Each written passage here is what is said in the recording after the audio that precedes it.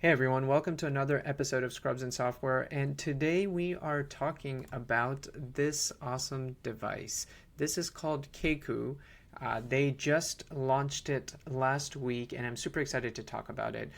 Disclaimer, the founder is a friend of mine. They gave me this for free, so we'll get that out of the way. But I'm really excited about this because this is AI meets physical device meets stethoscope meets other possibilities. AI is really awesome, and there's lots of apps around AI, whether it's EKG apps or scribe apps, and we all have that folder on our phone where you have a bunch of apps. But I think this is the future in that you can have one device, one app, and it can have multiple features built into it. And as long as all those features and things work seamlessly, I think that's where we're going. And so this is Keku. Like I mentioned, it is now available, and it is a stethoscope. It is a transcription tool, so just like your phone scribe app, you turn the app on, this is in your pocket or on a belt clip, it transcribes everything, and then there are certain things that they are wanting to add and get approvals for down the line. For example, with the stethoscope feature, you put in your noise canceling headphones and you can listen to the heart sounds, but they will have an FDA approved algorithm where it will actually detect murmurs, various lung sounds as well, where it can with confidence say this is wheezing or crackles and whatnot. So let's just go through their website real quick, and then I have this connected to my phone and we can kind of look into some things. But it is, once again, with the scribe apps, the main feature is going to be getting that note, cutting down on EHR times, focusing on your patient. I have used my AirPods and Keku device to listen to heart sounds. They have been pretty good. It is like similar to a lot of those high-end stethoscopes that kind of come in built in with noise amplification and whatnot. And then they have talked about releasing some other things like connected to large language models where it can maybe even, you come out of the room and it'll say, hey, here's like a differential. Here's some things that you should be thinking about. Here's maybe some tests. Those are not released yet, but I imagine that those may be things that they're working on and kind of may come down the pipeline. So the first feature that I love of it, which is not medical related at all, is, I'm not sure if you can see it, you can actually kind of change the colors. So you can make it lime green. Yeah, there we go. You can make it pink. There you go. So very cool colors. And then of course I'm going to set it to my favorite color, burnt orange. Go Longhorns, hook 'em. There you go. It's really light. It feels like a quality device. I would compare it to something you maybe get out of Apple, where a lot of design thought went into it, but it also feels sturdy. I know in this kind of picture here, you can see the belt clip. I'm not sure if they're actually available yet, but they are planning to release those. So I think that's going to be a cool feature. I think anyone who works in a hospital settings, whether it's your jogger scrub pants or belt clips or stethoscope accessories, that is a big part of what people are passionate about, our age, my age, and so I think that'll really be cool. But kind of looking at the app, so this is kind of where you log in, kind of gives you your battery level here. So these are some of the test kind of things I did. So this is one of the stethoscope auscultations I did. So I'm not sure if the audio will come through. It may not, but let me just play it.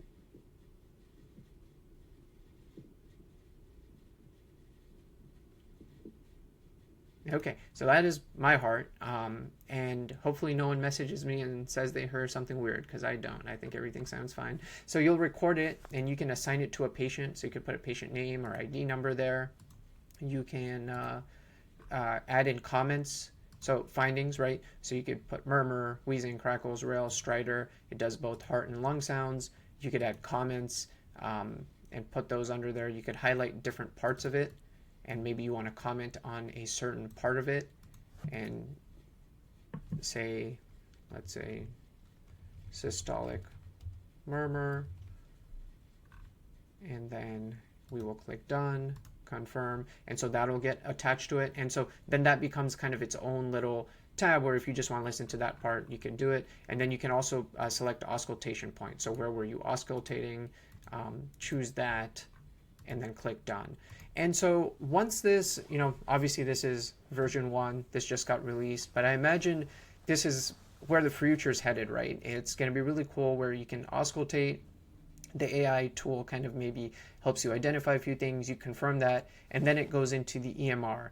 and you consult cardiology and they pull up the chart and they're able to listen to that. They're able to see the EKG that was done already. And they're able to basically complete a majority of their medical decision making in consult without even, walking to the hospital. And so then when they actually come into round in the morning, they have all this information. They kind of have an idea of what's going on. They're going to be much more efficient. You've done that maybe as an emergency care provider or primary care physician, and they are not spending time starting at zero again. So I think that is really, really cool. And then let me click here. So this was a trial encounter I basically did. And so we click on it. So you can listen to the entire transcription. So that's always there. Now, I know they also mentioned to me that, say you're working with say your hospital has an agreement with a scribe provider, an app, and they can actually take that raw data and it can actually come to Keiko and they can once again integrate that. So I know that's probably an initial thought for a lot of people where it's like, oh, my hospital has like a 5-year deal with so-and-so company. I'm not going to be able to use this. Well, you can get that raw data, though they can still be in place. That can kind of come into here and you can still use this device. And so once again, I'm impressed with, like most other apps that are AI Scribe apps, this one works really, really good. It gets a good HPI. So in this case, it was a patient with a wrist pain. They had a rash there. We were thinking maybe it's an allergic reaction. And you can see it did a pretty good job, created a pretty thorough note, reports experiencing soreness and swelling in the left hand over the past couple of days. Pain is localized around the joints and worsens with typing. Patient notes redness to the area, so it could be carpal tunnel, it could be an allergic reaction. They have a history of lupus, which it got nicely. We did a review of systems. It has pertinent negatives there. And then it gives the clinical reasoning. So in this case, I kind of gave a plan, right? I was like, we're going to get some x-rays, we're going to give you some Benadryl and some steroids to help with an allergic reaction, and basically it included everything there. And then once again, you have that raw transcription. So this is the raw transcription of exactly what was said. And the nice thing is this can kind of be brought in from other Scribe apps into this app to then once again create a note. The app itself, I think, is for version 1, very streamlined, very easy to use, haven't had any issues with it. This is what the transcription part of it looks like. So you would kind of come here. You can choose Spanish as well. Obviously, in the United States and other parts of the world, we do have a lot of Spanish-speaking patients, so I do like that. You can add in patient details as well. So, you pick in a new patient, patient name, last name, all of that. I imagine with like a lot of the other Scribe apps, once this becomes integrated with the various EMRs, it'll probably have a patient list where you can choose from. Here it shows that Keiko works with your existing tools, including common EHRs like Epic, Cerner, and more via simple export or API. So they are compatible, and they are a very nimble team. I kind of was talking with the founder and saying, well, hey, my hospital uses this or that, and they're like, yeah, we can integrate there, we can work with them, and so it seems like compatibility is not going to be an issue. I really want one of these belt clips. Anyways, so you kind of come here, you would start an encounter, it kind of records the conversation. I just clicked start, and when it is recording, it's lit up. So it's that burnt orange, so it's recording. When you pause it, the light turns off. When you want to auscultate, you kind of come to this part. You can click on the heart, or I'm getting an echo, I think it's actually from this, or the lungs, and then you click record.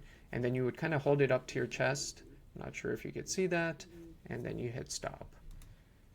So I've used this a few shifts. It's been really, really cool to use. I've had so many colleagues ask me about it and saying, hey, how can I get one? How can I use one? I'm going to link their website below. Once again, this is not sponsored. They just gave me a free device. I think it's really cool. I've been using it. I've been providing a lot of feedback to them. And I'm excited where things are headed. I love when health tech, something physical you can put your hands on, becomes enhanced with AI, and it becomes kind of a all-in-one tool. So let me know what other devices and things you want me to check out and review. I am definitely going to do a follow-up episode on this in a couple months to let you know my experience with it and what things are happening. And they are very, very open to feedback. So if you have one or you want to test one, I've given them feedback. They've been very receptive to it, made changes. And so it's exciting where they're actually integrating the feedback of actual clinicians. And I think in the ER setting, this is going to be something that's really useful. But then even in primary care settings, specialty settings, it's going to be something that's, once again, going to help us spend more time with the patients, look at them more rather than spending time in front of a computer. So thanks for tuning in, and I'll see y'all on the next episode.